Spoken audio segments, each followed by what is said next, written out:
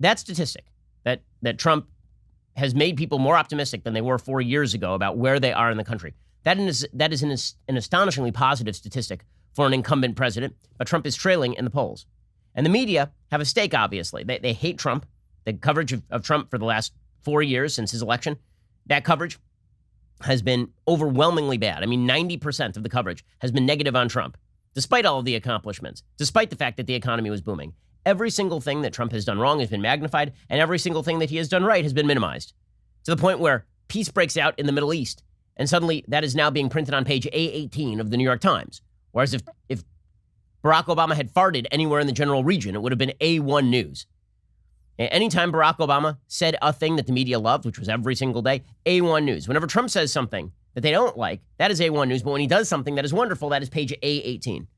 And right now, the media are so open in their bias. It's one of the reasons why the left cannot be allowed to win this election, because the media apparatus have basically mobilized full score behind the hard radical left position while pretending to be objective at the same time. It's insulting to the American people. It's ridiculous. They've given up any pretense that they once had of objectivity, but then they gaslight you by claiming they continue to be objective journalists. They simply are not. And the best case in point of this is the fact that Joe Biden, the Democratic presidential candidate, the likely next president by the polls, and his running mate, Kamala Harris, refused to answer a very simple but quite important question.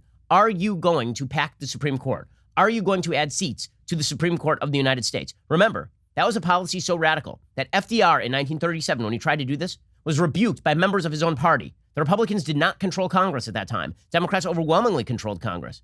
And Democrats in Congress were like, I think we're going to hit pause on this one. Democrats now, however, are so angry at the prospect of Amy Coney Barrett replacing Ruth Bader Ginsburg on the Supreme Court because they believe the Supreme Court should just be a tool of policymaking on behalf of the left rather than a counter-majoritarian institution designed to prevent excesses that overrun your rights, which is the original design of the Supreme Court. They believe the Supreme Court should just be another tool in their arsenal, and they're so angry that they want to openly make it another tool in their arsenal. This is the game the left play, whether it's the media or whether it's the Supreme Court, whether it's the executive branch. All institutions become tools in their arsenal. At the same time, they claim that those institutions have institutional legitimacy. So they play this double game where they wreck the institutional legitimacy, but then claim that you should respect the institution because the institutional legitimacy ought to remain. And that is untenable. It is So Joe Biden was asked directly yesterday, again, about court packing.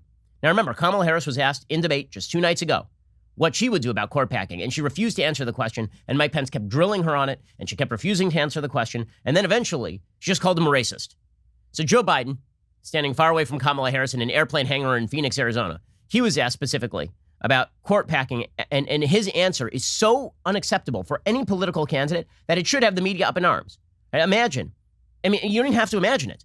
Donald Trump has many times been asked about particular kind of crazy policies. And Donald Trump's go-to when there is a crazy policy suggestion that he doesn't know anything about is to say, well, we've been thinking about it. We think about all options. All options have been thought about. And the media go, oh, well, that means that he's totally for it, right? I mean, we got to take that seriously. We got to take that stuff super seriously. Now, the difference is, again, that is Trump's go-to option. But Joe Biden has thought pretty seriously about court packing. Kamala Harris came out in 2019 and talked openly about the possibility of court packing. Other members of the Democratic Party, high echelon members of the Democratic Party, have openly backed court packing. In the Democratic debates, many of the candidates said they would back court packing.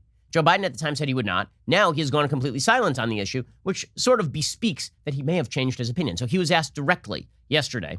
This is not the first time. He was asked last week, 3 separate times in a row, whether he would back court packing. He said, people are already voting. People are already voting. So yesterday he was asked about whether he would back court packing. His answer was mystery meat. It was mystery meat. What could this chicken surprise be? Is it chicken or is it frog? Who knows? You're going to find out afterward. I saw a tweet yesterday. Characterizing Biden's response here, which is, do you take this woman for better or for worse? Do you pledge your chastity and fidelity? You'll find out after the wedding. Now, here was Joe Biden doing this. I mean, it's unbelievable. They'll know my opinion of court packing when the election is over. Now, look, I know it's a great question, and I don't blame you for asking it. But you know, the moment I answer that question, the headline in every one of your papers will be about that. Other than focusing on what's happening now. That is such an unbelievably unacceptable answer. Are you going to completely delegitimize the third branch of government by making it an overtly political institution in which you just stack the court with a bunch of Democrats. And he says, well, you'll find out after the election. You'll find out, afterward. We have to pass the bill to find out what's in it, as Nancy Pelosi once said about Obamacare. We found out what was in it. Wasn't that great?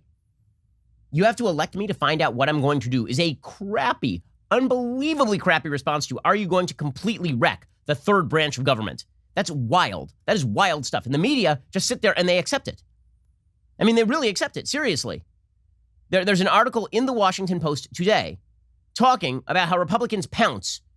Very, very pouncy. See, here's the rule in the media, as my friend Andrew Klavan has said. When Republicans do something bad, the bad thing is the story. When Democrats do something bad, the Republicans pouncing is the story. The Washington Post headline was, Republicans continue attacking Biden, Harris over hypothetical court-packing question. Hypothetical? It's not hypothetical when your own people have put it out there. When you have said that you refuse to, hypothetical? Imagine if somebody asked Donald Trump, are you for a federal ban on all abortions from point of conception? And he said, we'll have to find out after the election where I stand on that particular issue. Maybe, maybe not. I don't know. We're going to have to find out. You think the media would be satisfied with that answer? But now it's Republicans pouncing, of course. So much pouncing. It's a hypothetical pouncing. According to the Washington Post, Democratic nominee Joe Biden and running mate Kamala Harris are facing growing pressure to say whether they would pack the Supreme Court if the Republican-led Senate names Amy Coney Barrett to the bench. Over the past few days, the question from Republicans, debate moderators, and reporters has dogged the pair. It came up again Thursday when Biden was asked at a campaign stop in Phoenix if he would support expanding the Supreme Court beyond 9 justices. It re-entered the conversation in earnest after the death of RBG. Although the Republican-controlled Senate refused to consider Barack Obama's nomination in Merrick Garland in 2016, Senate Majority Leader Mitch McConnell and his allies have promised to confirm Barrett by November 3rd. Yes, because the Republicans control the executive and the legislature, or at least the Senate. In response, some Democrats have vowed to leave nothing on the proverbial table should the party take control of the White House and the Senate. Senate Minority Leader Chuck Schumer hinted he would not rule out court packing. Again, it is amazing that the Washington Post is covering this as a story of Republicans pouncing. If you were talking about the Republicans adding seats to the Supreme Court, which they could theoretically do right now, they have a majority in the Senate.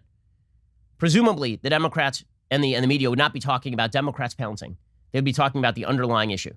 But Joe Biden is so confident that the media will cover his ass for him that he refuses to answer the most basic questions, knowing that he can literally get away with anything.